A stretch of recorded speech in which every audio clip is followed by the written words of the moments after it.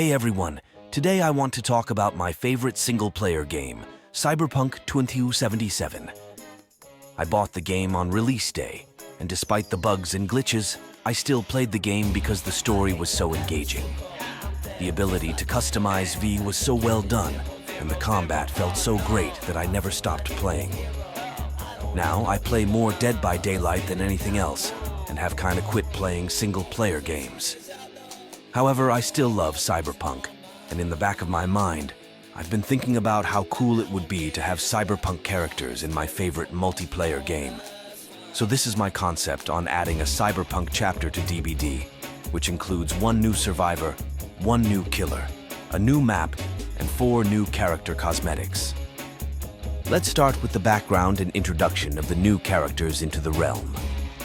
V was a merc homegrown in Night City, trying to make it big in the City of Dreams. However, after a wayward heist against the mega corporation, Arasaka, V was infected with a biochip that is slowly taking over his consciousness. After a harsh journey, V returns to Arasaka to try and find a cure for his biochip, massacring through the building. However, in his way stood the Night City legend, Atom Smasher.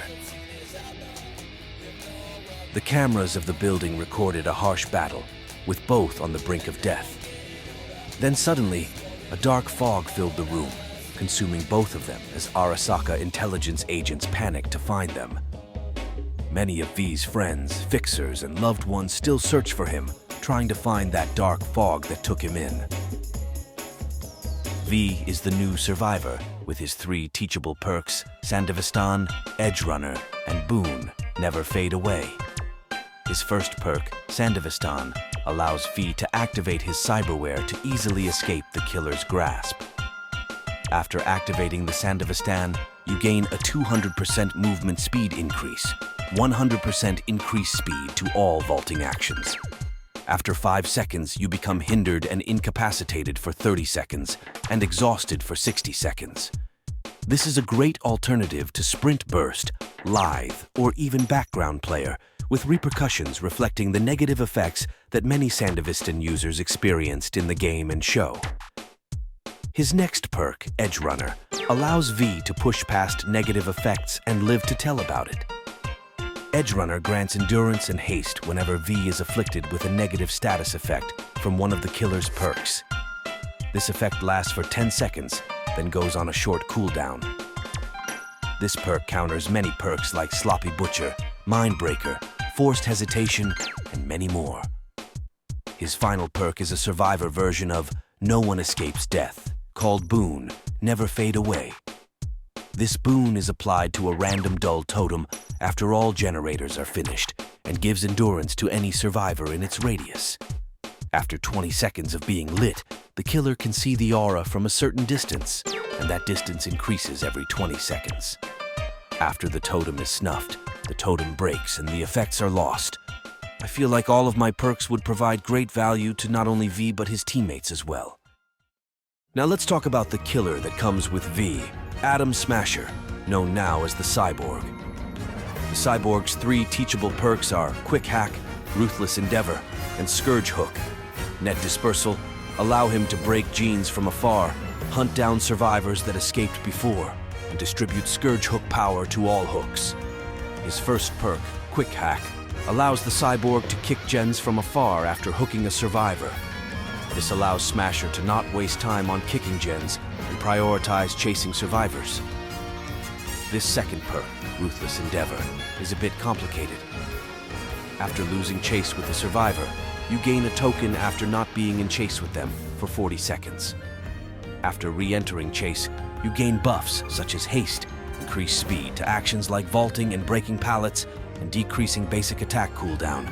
This perk goes on cooldown for that survivor for 120 seconds, with each different survivor having separate tokens. His final perk, Scourge Hook. Net Dispersal applies the Scourge Hook status to every hook except for basement hooks, and applies incapacitated for 20 seconds after someone saves a survivor off of the hook. His perks give him great pressure and allow Smasher to not waste time in chases. But now we get to the most complex part of his power, which is his power itself. We will divide it into 3 separate sections.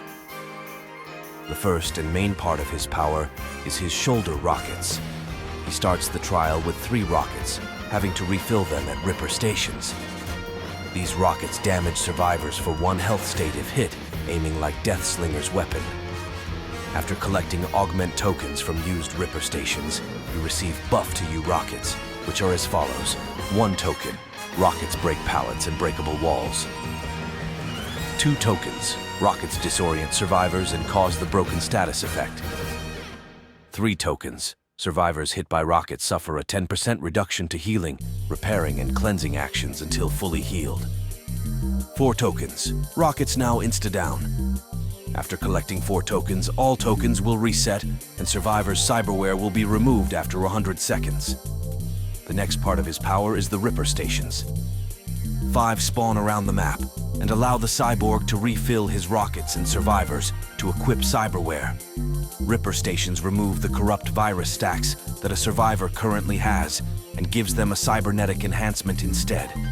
This random cyberware can give one of 4 effects: increased repair speed, increased healing and cleansing speed, haste, or endurance. And finally, the third part of his power is the corrupt virus. After a survivor interacts with a generator, they start gaining corrupt virus stacks, which grow even if they aren't on the generator. After the meter reaches its maximum amount, the survivor will be injured and broken until they interact with a Ripper station. Survivors with a cyberware enhancement cannot build corrupt virus stacks. I created a few add-ons as well, however there are quite a few, so I'll let you pause the video if you want to read them. Are we good to go? All right, now we can talk about cosmetics and the new map. 4 new cosmetics would be added, with a legendary David Martinez outfit for V, a Jackie Wells outfit for Jonah, a Pan Am Palmer outfit for Zarina, and a damaged variant of Atom Smasher as a purple cosmetic. The map would be a street in the Watson district, with different buildings and street stands to have for loops. However, I also thought that Arasaka headquarters would be cool, but we all know how behavior makes indoor maps. Well, that was my concept. Do I think it would ever be added to the game? Not one bit. However, I never mind hoping. I'll hopefully see you in the next video, and until then, goodbye.